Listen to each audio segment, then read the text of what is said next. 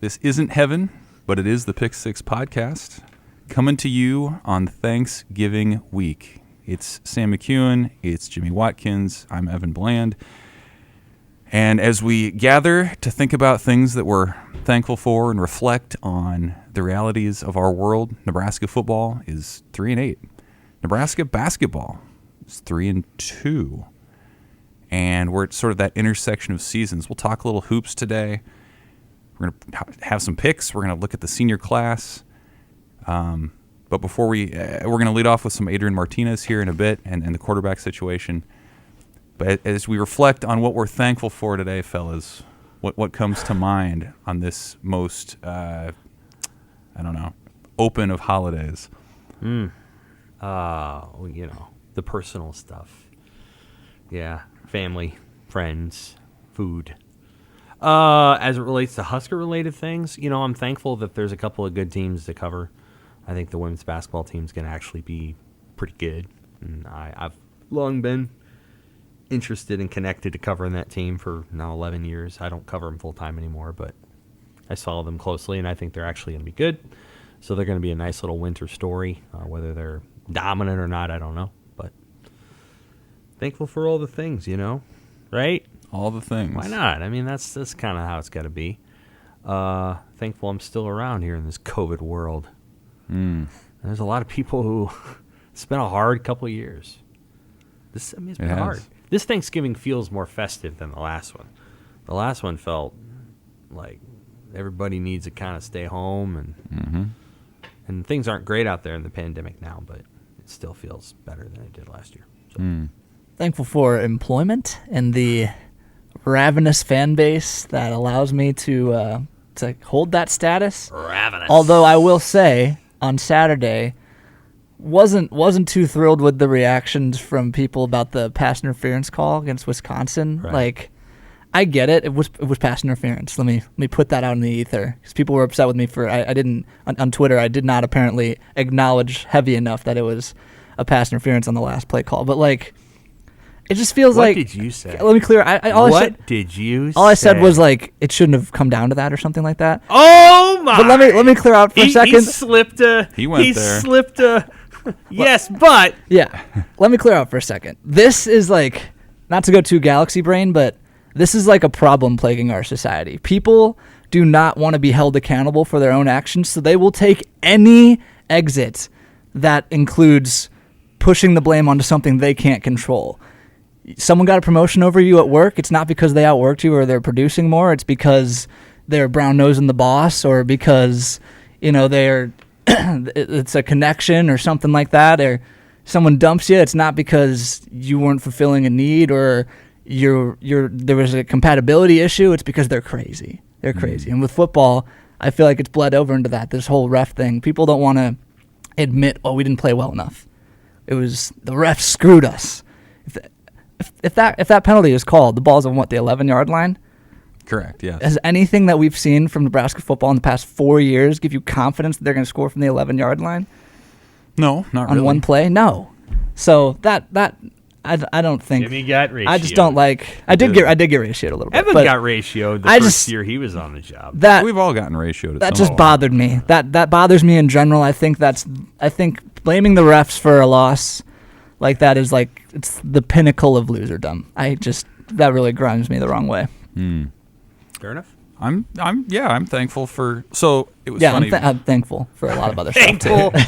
So I had an early Thanksgiving with family last night, and I prefaced it with my particular group saying, "Okay, look, we all know the obvious things that we're thankful for: our health, our family, all that." So we made a point of being thankful for superficial type things. I was thankful that Seinfeld is on Netflix, for example.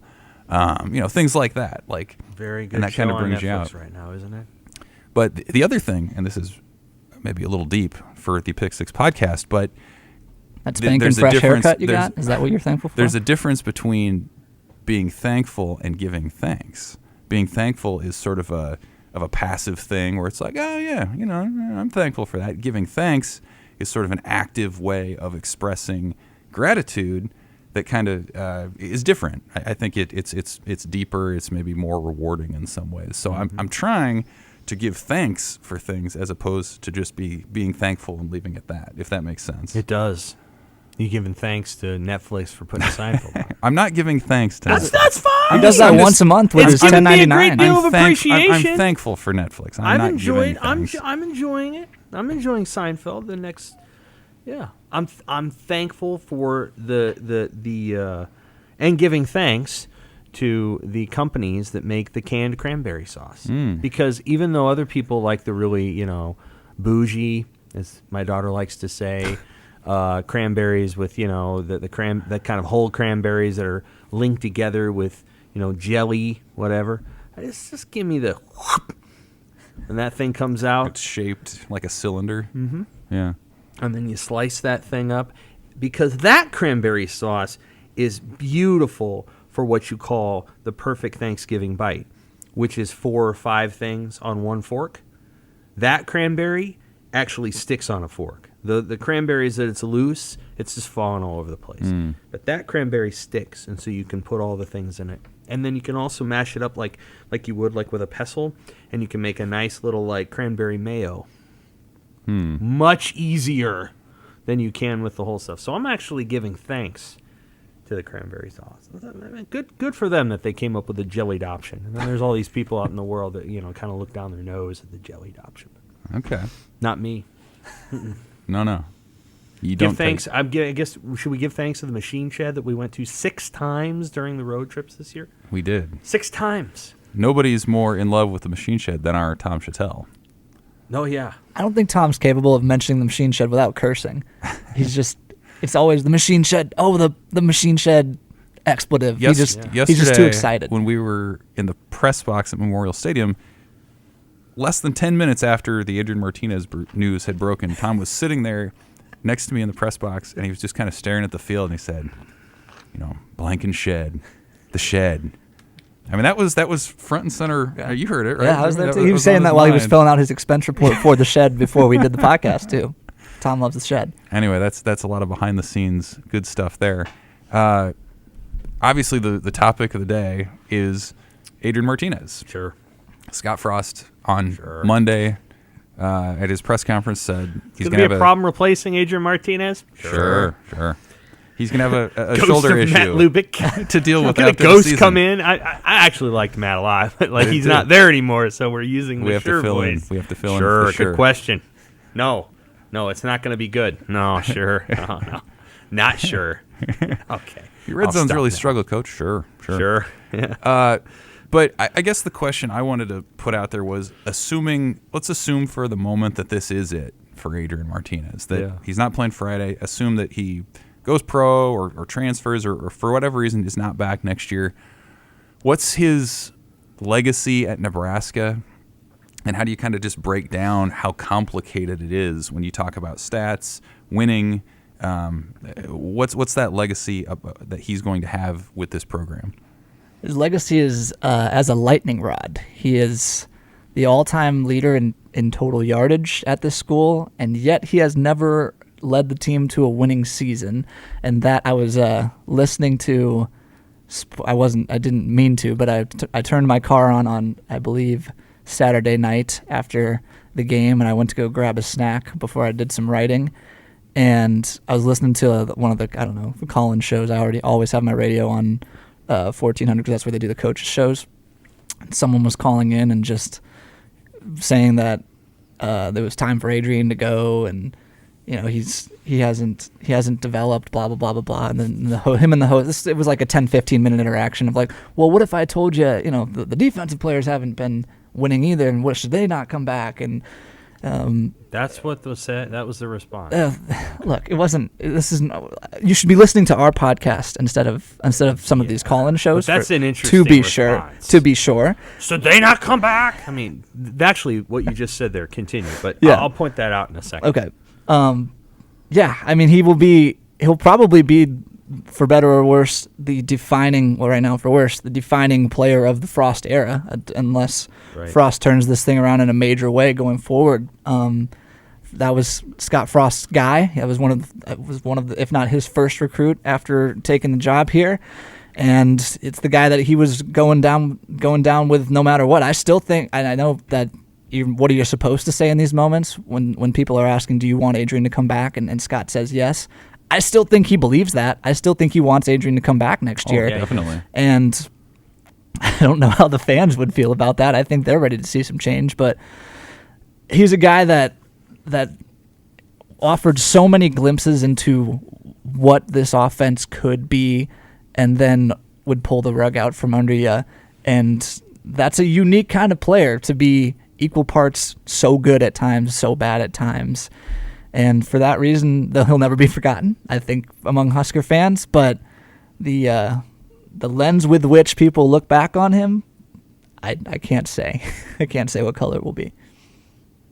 That's an interesting way. I mean, Jimmy, I think you hit on some really good things there. I want to add to what you said and not necessarily dissect it, but I do want to get to this point you made about somebody's host saying, well, what about the defense and all that? I think that, yes, Adrian Martinez is a cautionary tale for the Scott Frost era. He is the player that's most identified. He's a quarterback about whom will be lots of debates going forward. And one of the reasons that there'll be lots of debates about him going forward is because he's such, a good person and has, he's a good person, a good public person. I don't know everything about his personal life. I assume he is there too. But that part of what has begun to happen in college sports is the players have become more and more put in focus based on who they are as people and less of like what they do or don't do. And there's a growing divide between the people who look at football and they look at it as football. They look at it as wins and losses and is the team doing well? Was this guy a winner? Was he not a winner? That kind of thing. And then people who look at it as something closer to, sort of a celebrity church.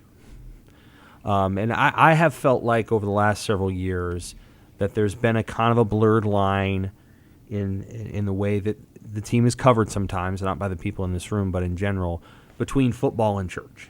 Like there's a certain moral component that has been placed on this program of like, well, they lose, but they're good human beings, and that trumps. Check out those academic All-Americans. Well, or not just that, not even that, but like they have character and they're tough and they're hardworking, and they have morals and they say the right things and so there's that quality and actually I think Adrian actually rejects a lot of that. Like I don't think that's who he is as a person, but I think Nebraska the whole thrust of the media organizations kind of push in that direction. Like Nebraska's could finish 3-9, and all the magazines are still going to put out magazines with portraits of players looking into the camera like they've done something. Like we're still going to cover the team with a lot of zeal and fire and all these other things, and talk about players who really haven't accomplished that much as if they have, solely because they play for Nebraska.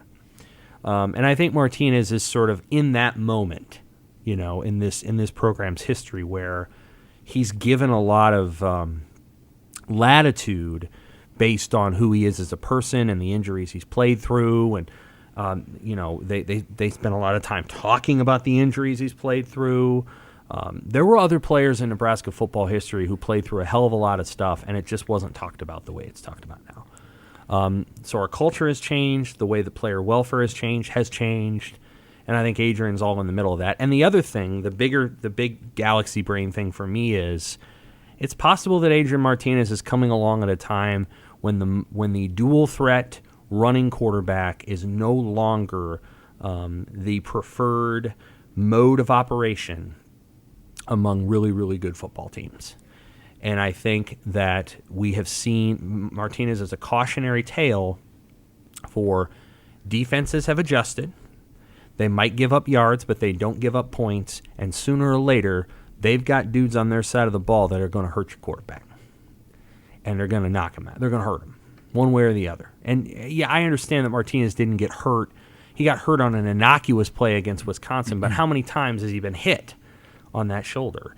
And so there does feel like there is a moment right now in college football where the best teams have Stetson Bennett the fourth, who is a passer, who can kind of scramble. C.J. Stroud is decidedly not a runner. Bryce Young is decidedly not a runner. Desmond Ridder runs some for Cincinnati, but I wouldn't say a lot. Cade McNamara is not a runner. Jack Cohn is not a runner. Matt Corral does run for Lane Kiffin. He's an example of a dual threat that's there, but a lot of the really, really good teams don't have running quarterbacks anymore. And 15 years ago, you go back and you say, okay, who are the top quarterbacks 15 years ago? And the first name that comes to mind is Tim Tebow. And, teams won championships with mobile guys. That's changing. I think it's going to change in the NFL. It isn't quite there yet, but it's going to change in the NFL, and I think it's starting to change in college, where the defenses are starting to figure this stuff out a little bit, and you have to maybe readjust your thinking to a quarterback who does a little less running and a little more throwing. And I think Martinez is a great runner and a mediocre passer. Despite all the numbers, I get it. But that's where he's at right now, and they've fallen just short because when they get inside the 20 against almost every defense they play, Nebraska's offense has to change because the quarterback can't make the throws. Yeah, good thoughts from both you guys. And to the casual fan, I think it comes down to, on the one hand, the career Nebraska record for total offense, more than 10,000 yards, breaking Tommy Armstrong's record, and then on the other hand, 15-23 as a starter. And I think the other thing that's interesting about Adrian, people, they're going to bag on him for the turnovers, for the losses. Well, what's kind of remarkable about all the losses is that he's been put back out there over and over again. I mean, most quarterbacks, he's going to be better than a lot of quarterbacks, but you wouldn't know it statistically because those other quarterbacks are going to be benched. At Nebraska, he has continued to be the guy, for better or for worse. He's been Scott Frost's guy, and so he's had an amount of exposure while he's been struggling that you just don't see a lot of major college athletes have. You just don't see it. And so yeah, it's you think about like if he was a crummy person or a recluse or something, I think it'd be a lot easier to dismiss. If he had Taylor Martinez's personality, yes, let's be honest. It'd be a lot easier to dismiss kind of what he's done. And Taylor got a lot more crap for winning a lot more games. Mm-hmm. Yeah. And part of it was the way he regarded us. And his public persona. He was misunderstood. I do. I think Taylor just genuinely didn't like doing the media. Sure. And Adrian's better at it. I don't know if he loves it. But there's just also been a shift in the last 6 to 8 years of the way that we look at athletes. I'm not saying it's a bad shift. I am saying it's a shift, that there's been an alteration in the way that we look at athletes. And even the idea of winning and losing is not what it used to be. It's just not, and it won't be in the NIL era. And that's one of the challenges that every coach is going to have to work through here going forward, is not just at Nebraska, but at a lot of places where this kid over here is getting $30,000 for what they did in high school and just to be here. And all of a sudden you have to convince this person who's getting fawned over by the local media and by local boosters and by local advertisers, and you have to convince them that they're not all that in a bag of chips. And Martinez, again, is not this person. Like, he has always been a very hardworking and dedicated person, so he doesn't have that kind of ego. But the way that he's been covered has been it's been a lot. Like, it's just been, there's a certain quality of, like, he ought to run for an office or something. And I've always appreciated him. I don't know that he's ever asked or required. There's been other players on the team that we've talked about who are like, they're a little much. Like, okay. But Adrian Martinez has never went up to the podium and talked in a sniper voice or tried to, get moody or in tone or any of those things. He's just been a good kid all along. And I'll remember him that way, but I think the fan base is going to find him, as Jimmy said, to be kind of a lightning rod. Divisive. I think people give Scott Frost more grace than they do the quarterback, because I think they just feel like, that guy should be better than he is. And Well, he didn't get as much help as he should have either. I mean, let's be Yeah, honest.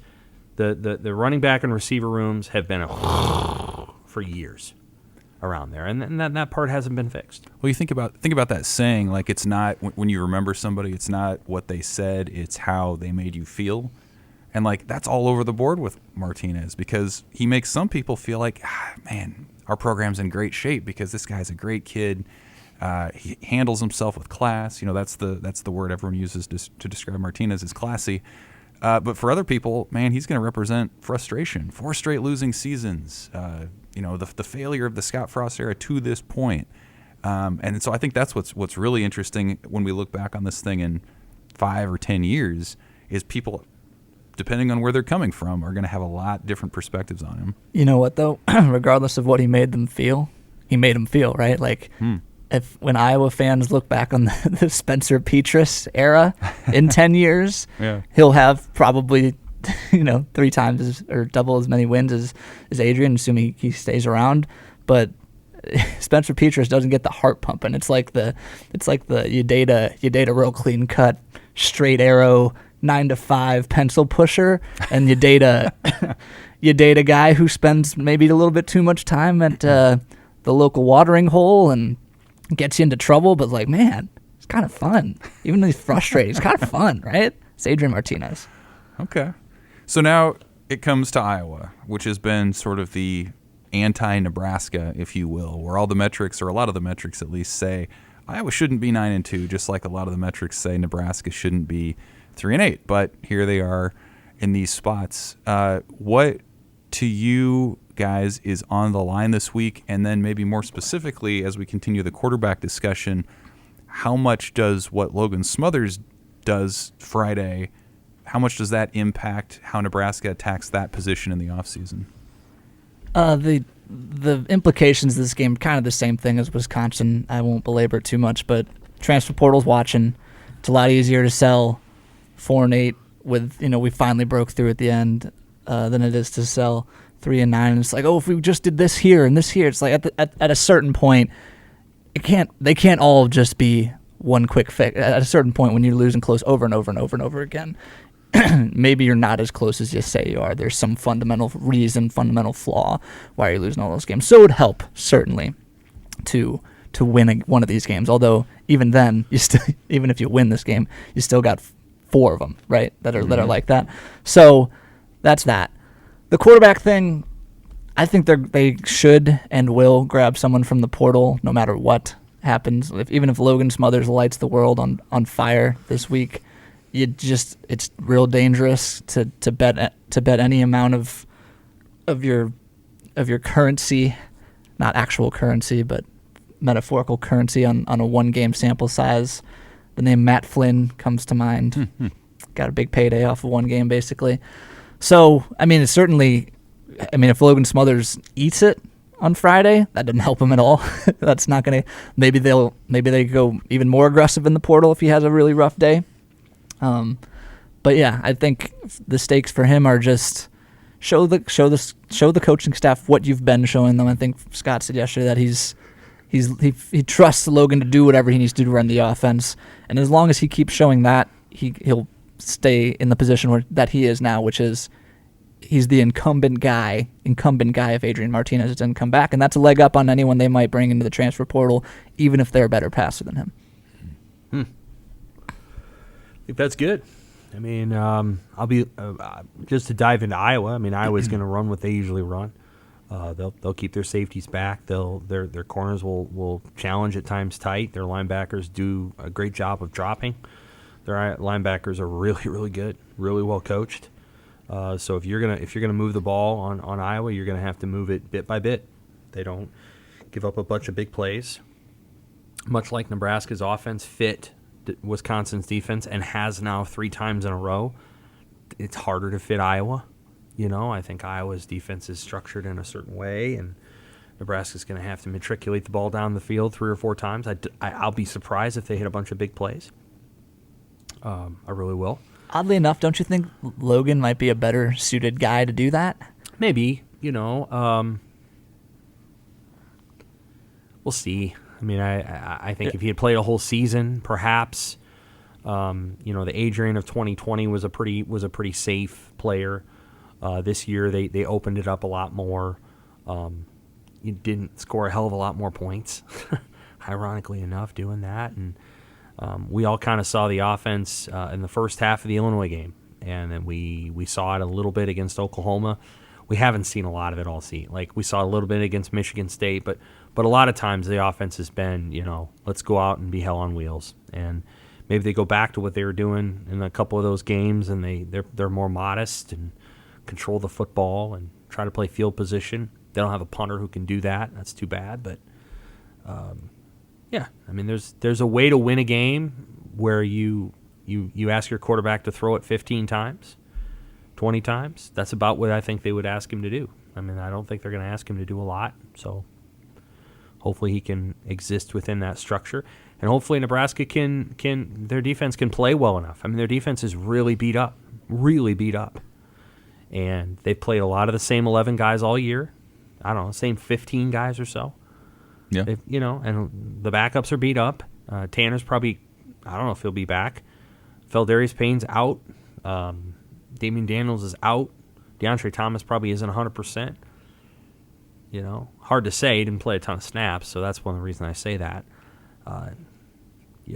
The little secret about Nebraska's defense is they're still not quite there. They're unbelievably well coached. I think Eric Chenander has done an incredible job of putting those guys in position and structuring the defense to take away almost all big plays that are passes. You cannot throw the ball pass the ball deep on Nebraska. They're too damn good at passing off routes. Big credit to Fisher. Big credit to Chenander. But the reality is, when Nebraska's offense hits the fast button and they start moving the football, that defense wears down because they just don't have quite enough players yet, and that's not Chenander's fault. When he got here, the cupboard was not just empty. I mean, there was a hole in the cupboard. So that's been a 5-year process to rebuild it. The side of the ball that was supposed to be figured out within 2 years, and you ought to be able to do that because it's easier to recruit to offense and develop on offense, is offense. And Frost has made a mess of it, him and his staff. And he needs a new staff to get it right very, very quickly because the defense is still not quite there. They're not quite there. We've watched this now for however many years. We have. They're just not quite there. It took Garrett Nelson 2.5 years to get to where he is today, and he's a pretty damn good football player today. He is. He would tell you that he wasn't very good in 2019. And yes. Yeah. Like that's how long it takes to get good on defense in this league. Like it doesn't happen overnight. And they're going to lose some big-time players off this defense. Big-time players. And it's going to take time for the next guys to get good. So that offense has to get good fast. Otherwise, that defense is going to get worn down once again. I'll be curious, too. I mean, you talk about the offensive side. Like, how do they call this game with Logan Smothers? Will they run the option with him? Will this be the Adrian Martinez offense, or will this be some other version of that? Like, I think that's maybe the first clue that we're going to have as to glorified military academy. Yeah. I get it. What does next year, like if Martinez doesn't come back, this is the first hint we have of what next year could look like, whether that's with Logan Smothers or whoever out of the transfer portal, because, outside of an occasional, Luke McCaffrey or Noah Vedral started a game or two, didn't he? He started two. Yeah, so like we have such a limited sample size under Frost of what they would do with somebody else, and Smothers has been in the program now almost 2 full years. He's on the headsets during the games. He gets the reps in practice. Like, this should be about as good of a glimpse as we'll get into what the future is. So I think I agree with you, Jimmy. I think they're going to try to go transfer portal regardless. But to me, it's a good sort of early look at what Nebraska could look like with a different quarterback. And you talk about Martinez fatigue. I think for a lot of people, and I would include myself in this, it's just wanting to evaluate what this offense could be with somebody else. No, not to take anything away from what Martinez has done, but you just want to see, if you're conducting an experiment, you want to remove a variable and change something else. And I think that's fair to say. It's like, what could this thing be with somebody else getting full-time snaps? I think Adrian would love to be in an offense that's like Purdue's too. I mean, One of the things that I think he appreciated about Saturday is he got to throw the ball. They dropped back, 40 times. He scrambled a couple times, and they ran it 35 times too. But it felt like an offense suited for a quarterback and not a dual threat quarterback.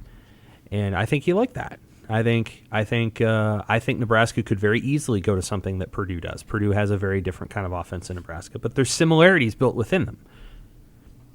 What would it look like if, just as an example, Jack Plummer's got another year on his clock.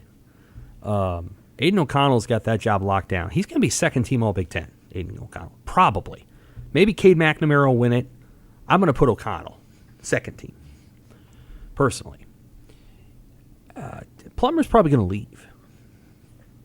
What does that look like? Is that a guy you want? He can run a little. He's certainly a passer. Do you feel like you can put enough around that guy to... Because, Jack Plummer is going to be really, really coveted by a lot of programs this offseason. They're going to be like, that guy was just in Jeff Brom's offense, and he got beat out by a guy that's a pretty good thrower, but by God, that guy could play at LSU. How do we know? Because Danny Etling did it when he went down to LSU. So there's going to be some quarterbacks out there who can throw the ball around. Do you want to go get one of those guys? Do you want to expend? Michigan's going to have a couple quarterbacks probably that leave. Iowa's going to have a quarterback or two who leaves. Penn State probably is going to have them. They're all going to have them. Wisconsin's going to have them. Do you want to go and get a quarterback who can throw the football? And I'm not saying Adrian can't. I'm just saying that what I mean by that is a guy who can't run and spends all of his time throwing. And then what that does is it tells the offensive line, listen, guys, this guy ain't going to scramble. He's going to stand right there. He's going to anchor his ass right in the pocket, and you better protect him. And listen, guys, this guy isn't going to run all over the field, so you better run your routes the right way.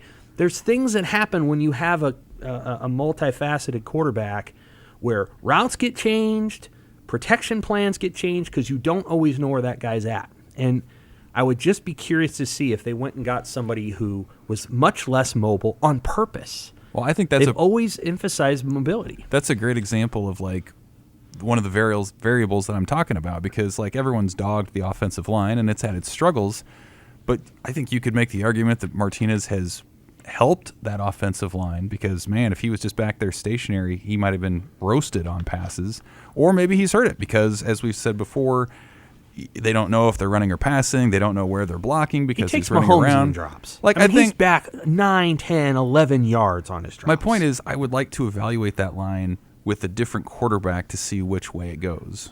I think that's part of that discussion. And he's on the last 4 plays of the game, he's drifting way back on every one of them.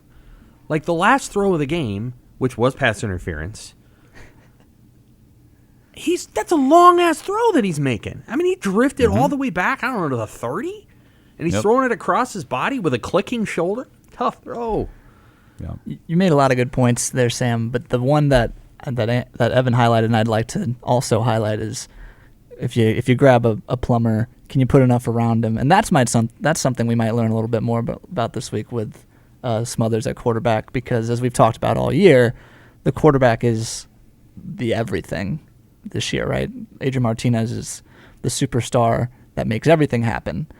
What happens when you have to elevate the quarterback? What happens when you're reliant on the receivers to make the play, not the quarterback to, scramble off and create extra time and turn a scramble drill into a big play? What happens when the offensive line has a bit of better idea of what is going to happen on a given play, and they're just kind of pushing guys forward for Logan Smothers running speed option or whatever? I think that's something that we learn a lot about, and I think that's something that if I'm Jack Plummer, I'd be very interested to see. Well, in a few minutes, we're going to get to one of my favorite segments where we go through some of the seniors and juniors. But first, let's take a quick sidestep into hoops. While Sam and I and Tom were in Wisconsin, Jimmy, you were posted up at PBA in Lincoln. Nebraska beats Idaho State and Southern. What do you take away from that? I mean, is this a part of the season where you can have sort of solid takeaways, or is this just Nebraska kind of taking care of business against teams they should beat? I mean, look, I don't know that what happened against Idaho State and Southern is all that indicative of what will happen in the future. However, Nebraska did put together back-to-back 18-assist games. Alonzo Verge sort of righted the ship in his world and was making early passes and taking less, I say fewer less, quick pull-up jumpers, although Hoiberg did sit him again against Idaho State for about 8 minutes in the second half because he took that one-legged fadeaway that he really likes. But again, I think particularly on Sunday against Southern, that was as encouraging a result as you could have in a game where you shoot 4 of 23 from 3, which is, I wrote earlier this week, the worst shooting performance in a Hoiberg win in Nebraska. And I was digging a little deeper on that. I think it's like the 5th worst, only the 5th time or something that Hoiberg has coached a team, Chicago Bulls, Iowa State, whatever, that has shot that poorly from 3 and won. So it's Southern. They're not good. Southern, I mean, there was some ugly basketball happening on Sunday at PBA while you guys were on the road. But the ability of Bryce McGowan to get to the free throw line, Alonzo Verge to get to the free throw line, Nebraska shot 25-plus free throws 3 times this year already. That's very encouraging. Surprising. Very, very encouraging. Yeah. That's something that when the offense, when Fred's flowing, beautiful ball movement isn't working, you can just say, hey, you know what? We tried, Bryce McGowan's. We tried to make the 4 or 5 pass possession happen. It didn't happen. So here you go. We're going to set a screen for you, and either they're going to switch it and you're going to attack a big man, or they're going to guard it normally and your man's going to be behind. You're going to have a step. And that means you're either going to get to the rim and finish, or they're probably going to send you to the foul line. Bryce McGowan, Bryce's ability to get to the free throw line this early as a freshman, that is one of the top indicators of future NBA success for scorers. Is if you can draw fouls, that means you're causing problems for defenses. And there were a lot of stuff that happened during the Creighton game that wasn't great. The Sam Houston game, same stuff, kind of ugly. Two of the things one thing that was at the top of my list of concerns after both those games, Bryce McGowan shot 0 free throws in both of those games, and that was partially because they weren't getting on the ball enough, as Fred said, as a playmaker, putting the ball in his hands enough. He was settling for jumpers sometimes, and he still continues to do that. He has a streak in him where he'll, at least once a game, he'll take one of those between the legs dribble into a hop and shoot a 3 that I don't think anyone's in love with on the bench, but that's your 5-star freshman, so you're going to let him do that every now and again. So, yeah, Idaho State, Southern, these are not headliner teams. Tennessee State tonight. Another not a headliner team, but they took care of business. Idaho State crashes the rebounds hard. They played them even on the boards. They out-rebounded Southern on Sunday. These are good signs, but again, it's not indicative of what the level of competition is going to be. So I don't know how much stock to put into it, but it is progress. USD is on Saturday. Mm-hmm. They're not that bad. Yeah, they're okay, right? They're decent. I mean, they beat Southern by, I think, 13 points or something like that. Okay. They had a guy from Tyler Hagedorn, but he's in the G League now. They also lost a transfer to a good player, Big Ten team. Yeah, he was Iowa. a good player. He's at Iowa. Yeah. Yeah. They came down here last year, and Nebraska beat them by, points. They should win all of these games. And then we should be looking forward to, NC State, Kansas State. And that's when we'll find out where this team's at. Do they play Kansas State between NC State and Auburn? 19th is Kansas State. I believe it's the third of those. So they play NC State, Indiana, Michigan, Auburn. Yes, Kansas State. We're going to talk before then, I think. Mm-hmm. We'll probably do one of these next week. And we'll be able to talk about all these games. But 1 and 3, or 1 and 4, 2 and 3, is that reasonable for that? I think stretch? 2 wins would be thumbs up, green lights, good sign. Yeah. They should beat Kansas State, although Kansas State, I forget who were they playing in that tournament. Arkansas. Kansas State played Arkansas tough, came back at the end, cut the lead to 6, and I think they were down 20-ish at one point. But Kansas State's not that great, and they should beat Kansas State. Other than that, I would think they'll probably be underdogs in the rest of those games. Well, that'll be interesting to see. McGowan does get to the line a lot. That usually changes when you play better defenders. They don't, but we'll see. I think for me, seeing Walker play 2 games in a row that were really good was important. Yeah. I think Nebraska needs to play good front court basketball, and those guys need to completely and totally max out. They have to, because college basketball still got a lot of really good front court players. It's particularly in the Big Ten. That's the strength of the league. And they get easy baskets, and they hit body blows and all that stuff. And I don't think you can 5 out your way to 20 wins in the Big Ten. I just don't. Maybe you can do that in the Big East. Creighton's done some of that themselves, but Creighton has better basketball players than Nebraska, so that's also a challenge. I don't know. Derek Walker's got to play better. And he did. Those last 2 games, I thought he played really well. Well, let's go back to football. Go down the names. This is fun. I've got a list of the this. names. So there's 6 seniors that we know for sure are leaving, and then we have 21 junior-eligible guys that may or may not leave. So just kind of a lightning round. Jimmy, you can participate in some of these. I'll if do you what like. I can. And it's just kind of fun to see what we remember about some of these guys. Senior day, obviously Friday, they'll walk. It'll be pretty cool. So, seniors, Samori Toure. Transfer portal success. Yeah, big time success. Had one unregrettable drop. So what? Big time success. Good for culture setter for these guys. Came in and says the right things, prepares the right ways. Hopefully that rubs off on the guys behind him. It's a deep threat that Nebraska hasn't had in a few years at the receiver position. Deontay Williams. Love his spirit.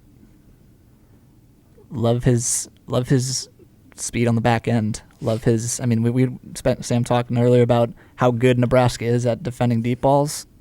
We'll see how well they do it next year without him. I met Deontay Williams at the Kansas-Nebraska basketball game in what it had been December 2017, because he was Frost's first class. He visited. I introduced myself. He was amazed that anybody there knew who he was, and talked about, because he hadn't committed at the time he was on an official visit. So just seeing how he's grown since then. He was a pretty thin guy at the time, and how he's become a hard-hitting safety who's going to play at the next level. Pretty cool.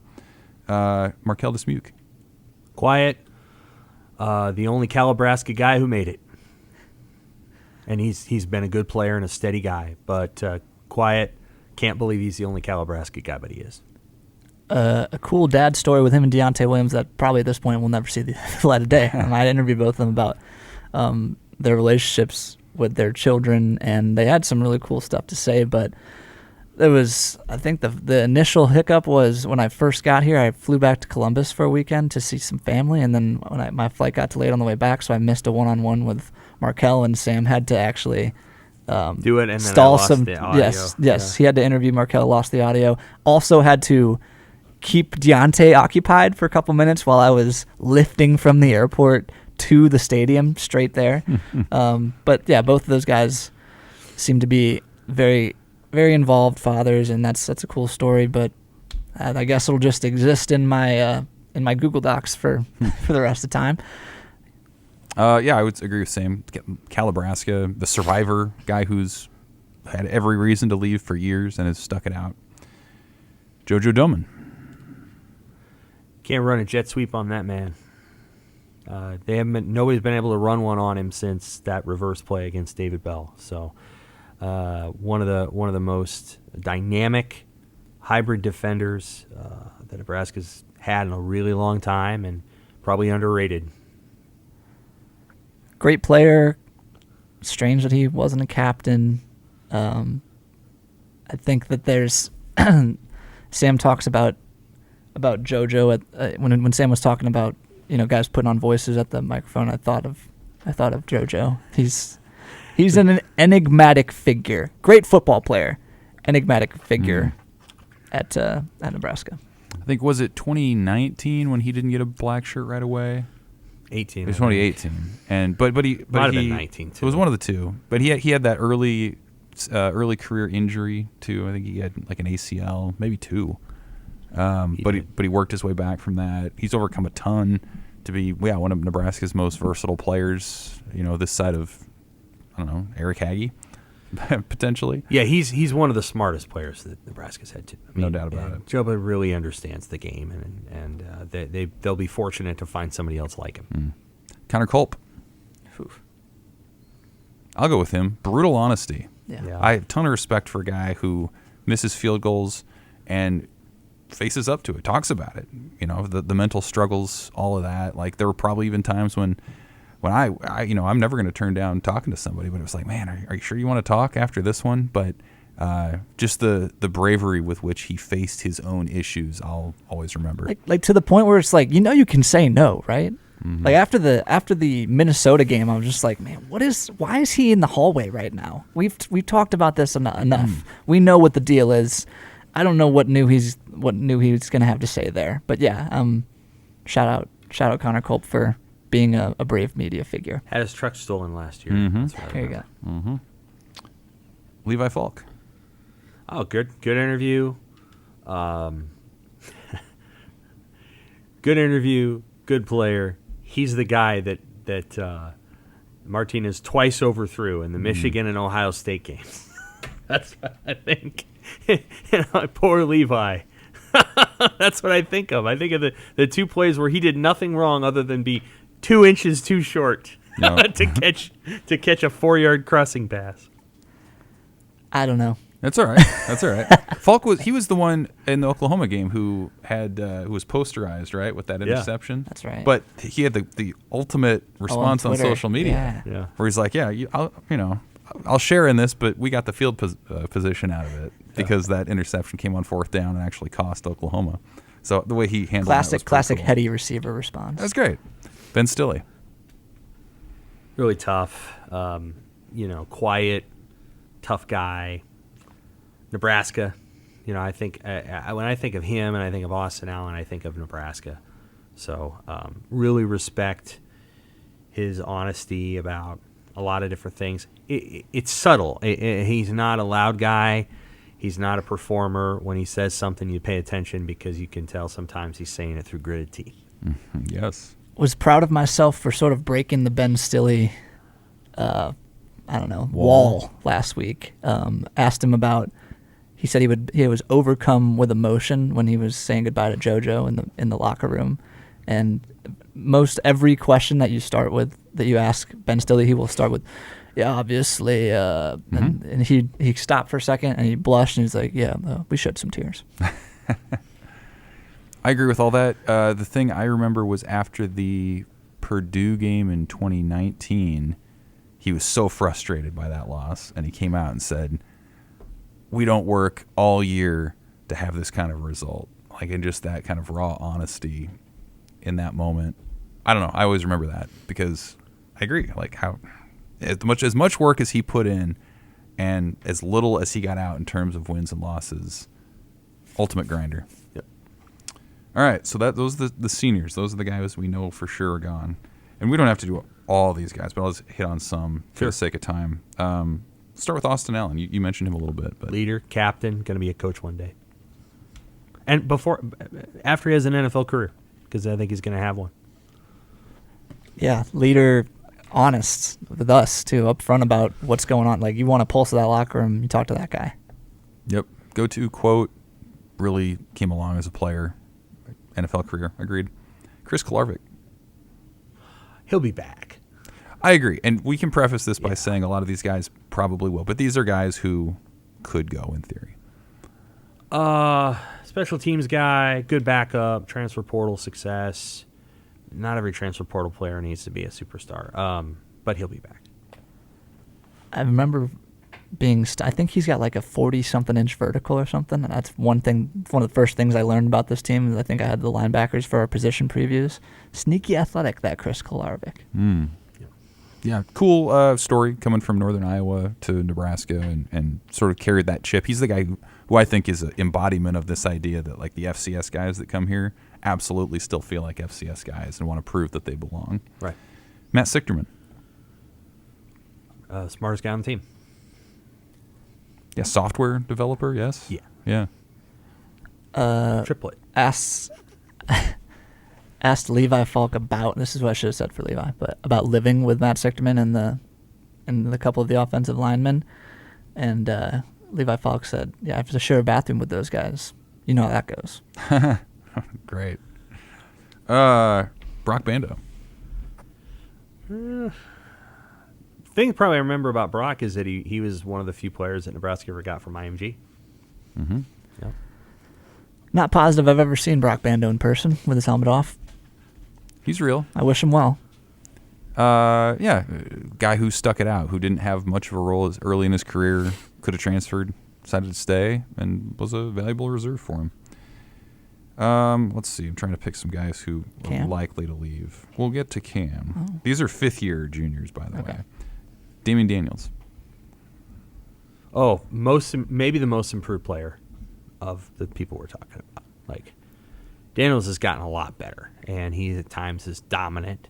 I remember that he is the youngest player on the team when he got here. He was 17 years old, and may get a master's degree by the time he leaves. So he's won at life. One of the few off-season storylines that held up, right? We Yes. heard all off-season, Damian's changed his diet. We don't call him Snacks anymore. And, Yeah, you he's know a good what? Yeah, he played more snaps. He was very productive. Yeah. Did a lot. Helped Nick Henrich and Luke Reimer get a lot of those tackles. Yeah, good player. Yeah, the Snacks Zoom interview from 2020 when he was asked by you about his nickname Snacks, and then later by another media member, and he wasn't happy that he had to talk about it again. I think it was a week later or something. But that, and he was a guy that I visited in Dallas in 2017 and hung out with him, wrote a feature on him. From a football family. His brother, obviously, Darian was here too. And just to see how he's grown physically and as a person is pretty cool to see. How about... Well, a lot of these guys are coming back, but give me Omar Manning. Oh, yeah. It needs to... I think we'll know the most that we can know about Manning if he comes back and he's 2 years clear of COVID, because I think COVID really slowed his progress.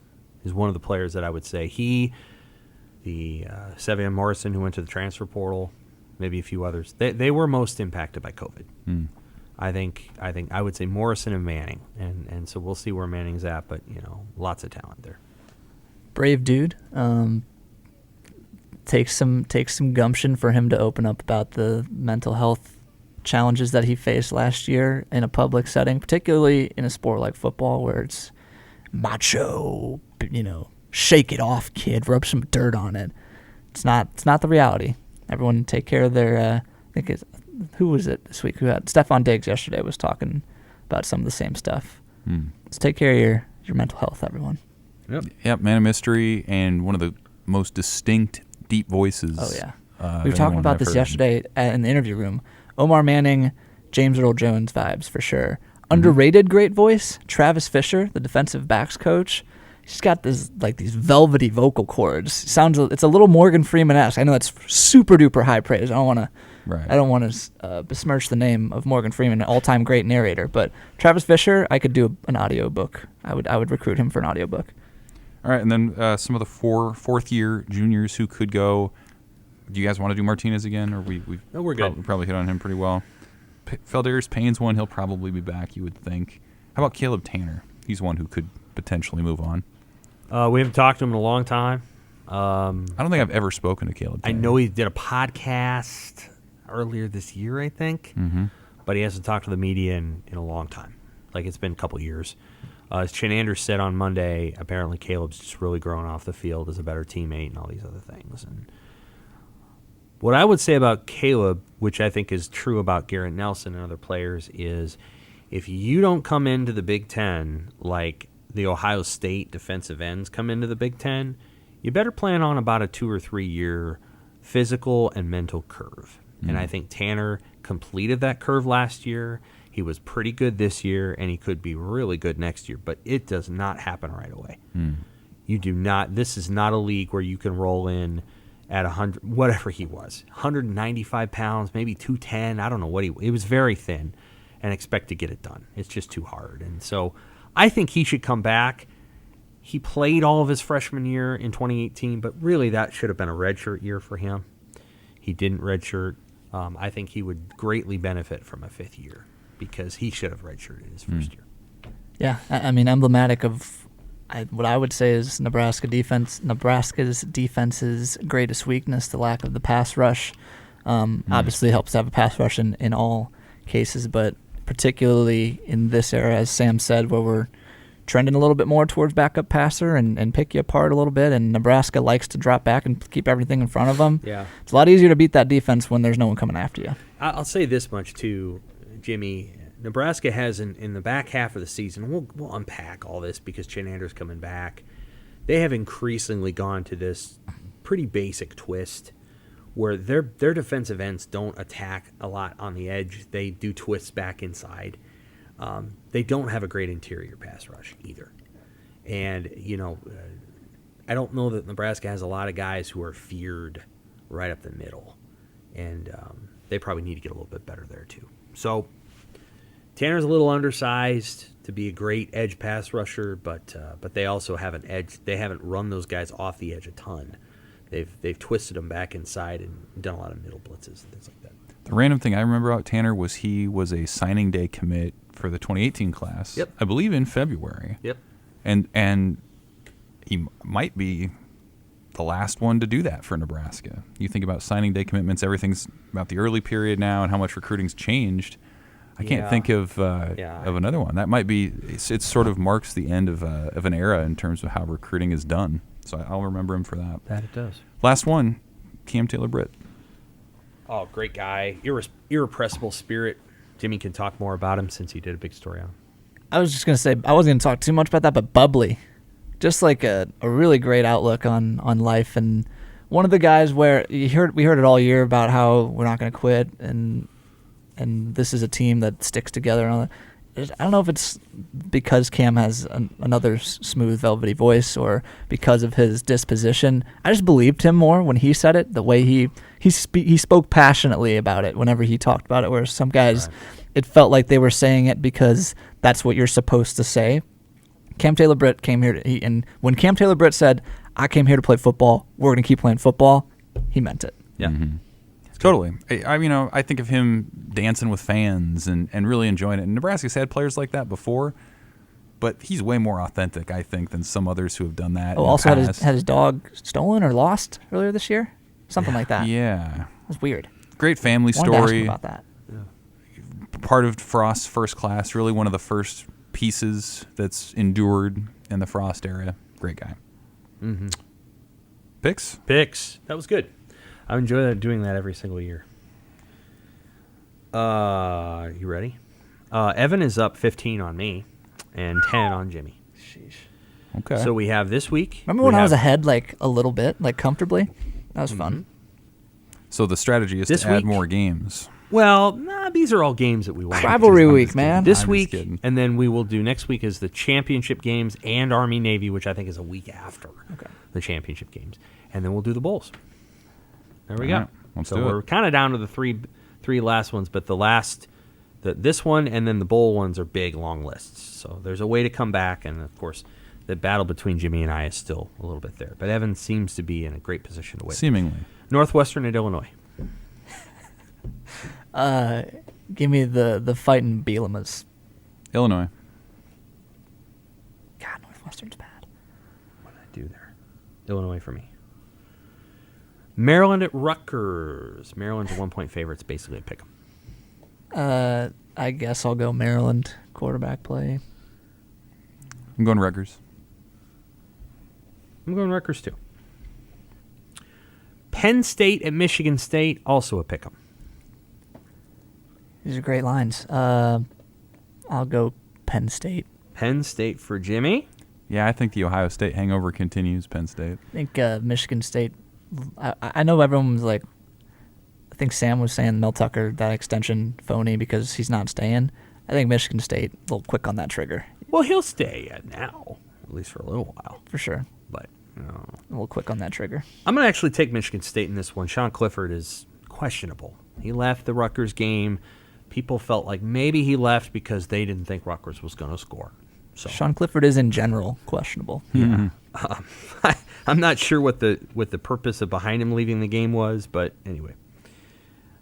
I'm picking Michigan State. Wisconsin at Minnesota. I'll take the Badgers. Yeah, I'll roll with you. Same. Seduced by the 17-year-old running back last week. Apple Cup. Washington State at Washington. Neither of these teams have a full-time head coach. Mm-hmm. Wazoo. Okay. Washington.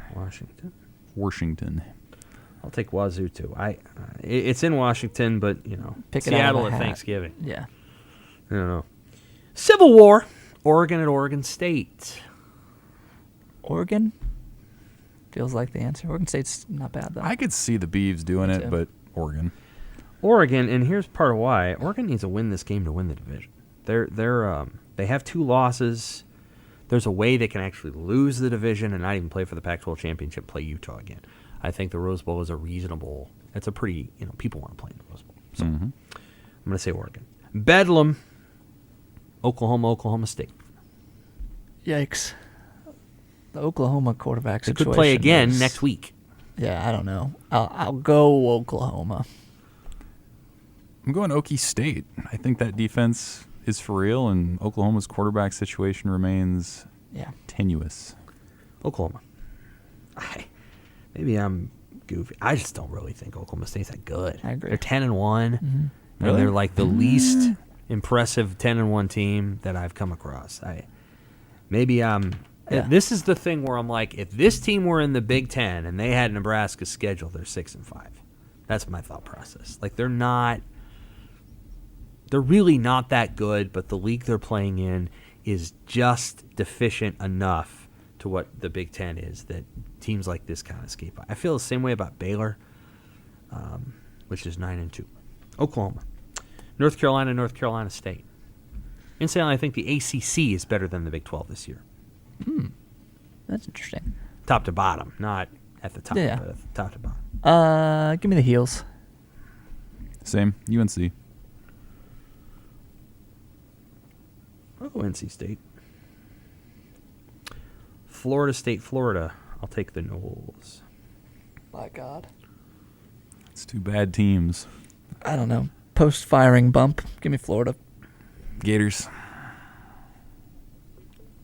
Virginia Tech, Virginia. I'll take UVA. These are all very hard. I will also take UVA. Same.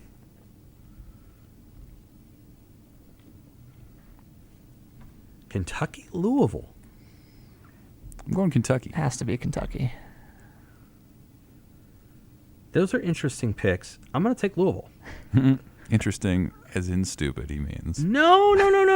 Big Juan Pass guy? No, Kentucky is the better team on paper.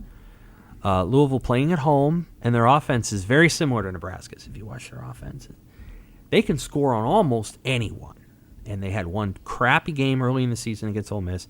I just feel like this is one of those 38-37, kind of like Kentucky lost to Tennessee kind of thing. Clemson, South Carolina. South Carolina, this is the best South Carolina team in like 5 or 6 years. Nobody knows that because they're hardly ever on TV. Well, they're also doing it with. They started with a grad assistant at quarterback, and now they're dealing with, I think, like a Division III transfer or something. But So, they're 6-5. They're going and to a for bowl those game. reasons, I'm taking Clemson. All right. Got to go Clemson. I think we learned last week talent wins out in these scenarios. Clemson. Ole Miss, Mississippi State, the Egg Bowl. Always fun. I like me some Matt Corral. Okay. He's got a little Bo Nix in him. Ole Miss. Good Bo Nix. Leach. Ah. Cincinnati, East Carolina. Cincy. Cincy. They better. I think they're They getting need in, it. by the way. If Georgia beats Bama, I think they're getting in. I hope so. East Carolina. Ooh. Nebraska, Iowa.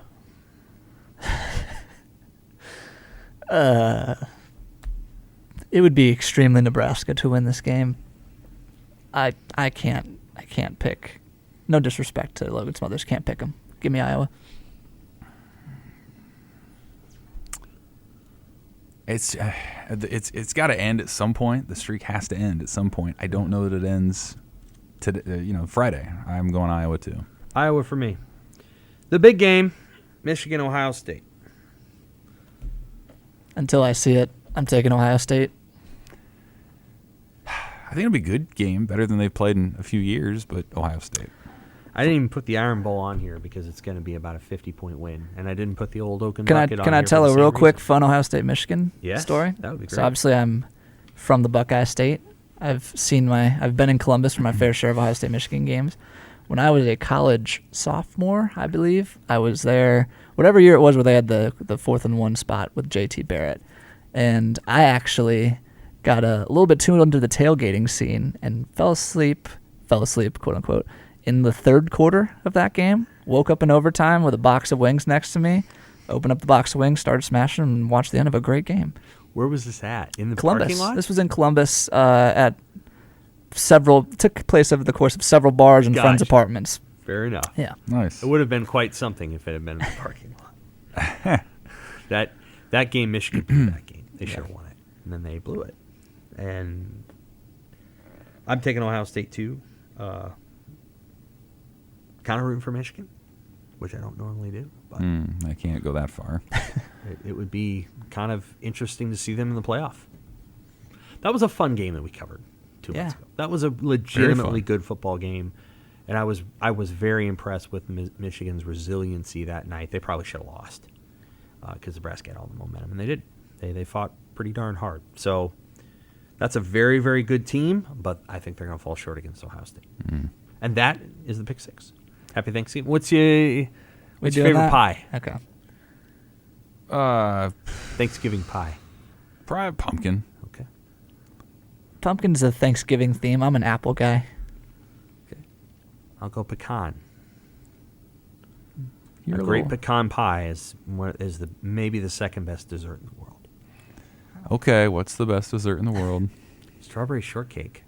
I love strawberry shortcake. Hmm. Not everybody does.